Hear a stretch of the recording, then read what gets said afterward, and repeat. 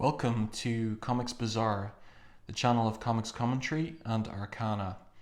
This video features Gambit number 4, published 12th of October 2022.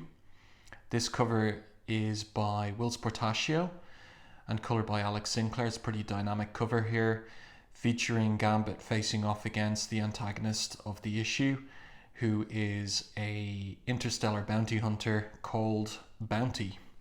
So let's open this one up, and we have here, to begin, a double page half splash of a riverboat, the Samuel Clemens, of course the real name of Mark Twain, and aboard are Remy LeBeau, Gambit, Aurora, Marissa de Castro and her mother.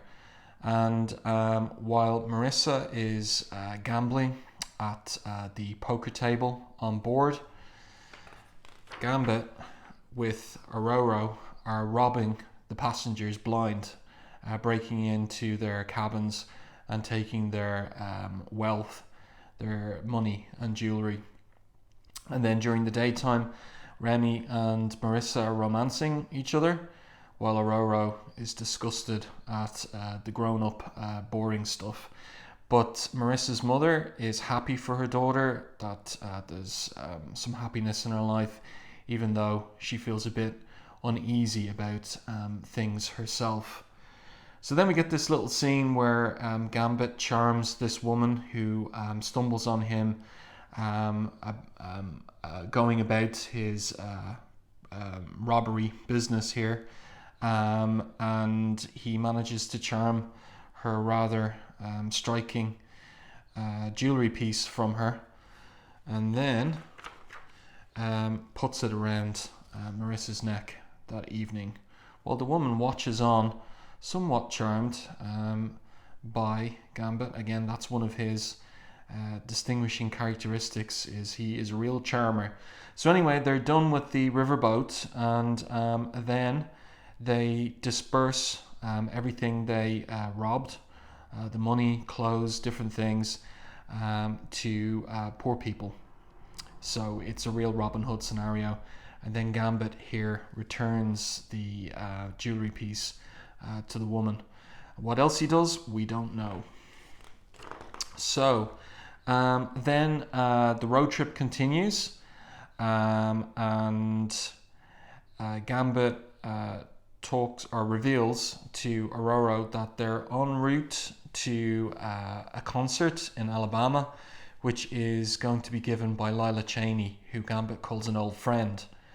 Now, this is a little bit of a wrinkle, perhaps, in terms of continuity, because this 5-issue miniseries is set in the middle of Uncanny X-Men 267, when a number of months went by, when Aurora and Gambit were doing their Robin Hood act.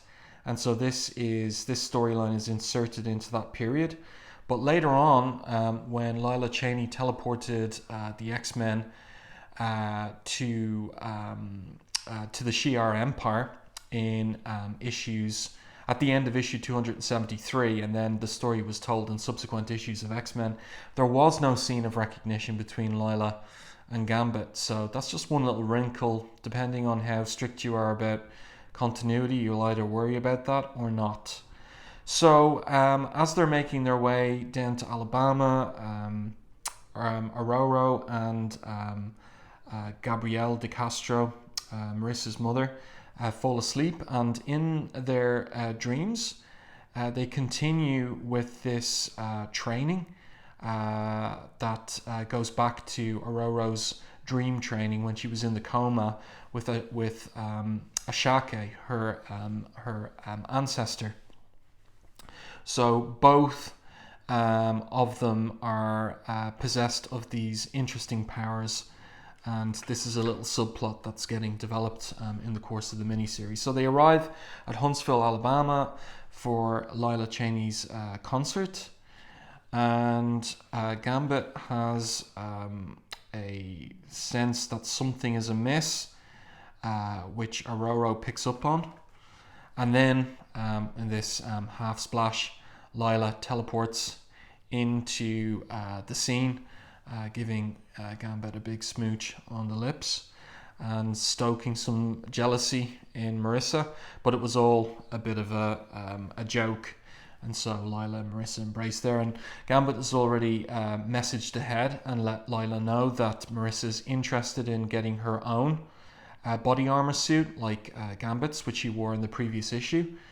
And so Lila teleports Marissa off-world to pick up such a suit, which now it's revealed is obviously of alien technological origin.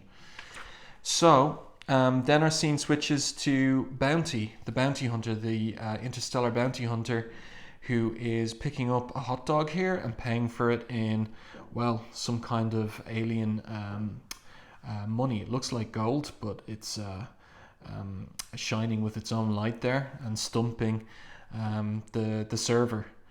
And she has been employed also by, or has made an alliance rather, with Solars here to also hunt down Marissa and her mother and deal with Gambit too.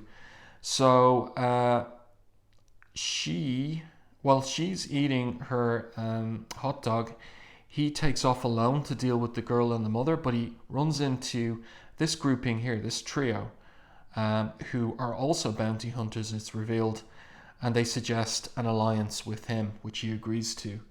Then we go back to Gambit, and he is taken unawares by Bounty, and then, of course, they fight.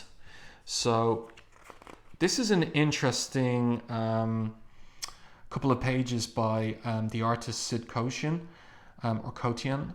And what's interesting is, when I was looking at this originally, I wondered whether I was to do the usual and read across and down the page. But the way that he's laid out the two pages, you can see we've got some of the third panel here on this left-hand page, which does indeed draw instruct the reader to continue across the page like that, across and across. So an interesting and an unusual layout. It shows that he is inventive and thinking about alternative patterns of arranging the action. And the action, as I praised his fight choreography and the dynamism of his artwork in previous videos, and I continue to be impressed by him and the work he's producing here. Very dynamic fight scene here between the two. So Bounty thinks that she has got the best of Gambit, and I'll pick up on that in a minute, but there is this little intercut scene of Lila returning with Marissa in the new body armor, and she cautions Marissa that the suit will protect you against big hits, not small, close ones. So Marissa heads off, saying to Lila, don't worry, she'll be fine. Then we go back to Gambit and the fight, and Bounty is winding up for the coup de grace, but Gambit dodges it, and then he pulls a move of his own, whereby he flips over behind her and pulls her down with his bow staff, and then uses the staff to hit her in such a fashion that she is disabled by these neural locks that he has activated by where he's been tapping her on her back. So she's kind of down and annoyed and trying to get up, but they work out a deal because actually she's impressed with him. She commends him on the fight, and they come to a deal whereby she'll leave him and Lila alone, and she'll certainly leave the family alone, but she'll leave him and Lila alone so long as they stay on Earth. If they move off Earth, the game begins again. So then the scene switches to Marissa, who stumbles across the trio of grotesque bounty hunters, and while she's distracted by them and running to warn the others, Solars comes in unexpectedly and stabs her violently there. And that brings us back to Lila's warning regarding the body armor, that it's great protection against guns, but not so much against a punch or a blade. So the issue ends on quite a dramatic cliffhanger with Marissa bleeding out badly from that stabbing. So the next issue is the final one of the miniseries. There's a preview of the cover with Gambit and Bounty up against the rival trio of bounty hunters. And of course, Marissa's fate hangs in the balance. So I hope that you enjoyed this video. If you did, please like the video. And if you haven't done so already, subscribe to the channel and stay tuned for more content like this.